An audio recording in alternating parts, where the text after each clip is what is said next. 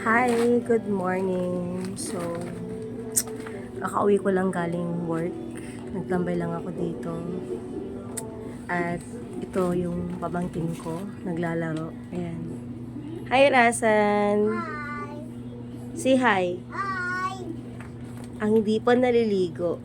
Ayan. Yung maganda kong pamangkin. Ayan, ito yung mga toy niya. Ayan, nilagyan ko ng sako para pwede siyang umupo dyan, maglaro dahil wala siyang kalaro today. Hindi pa umakit yung mga pinsan din niya. Kaya nilagyan ko yan ng sako dyan para hindi siya madumihan. Although hindi pa naman siya naliligo.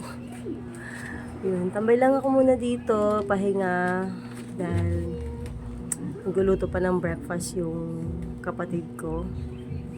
Yung ulam namin today is paksiw na isda.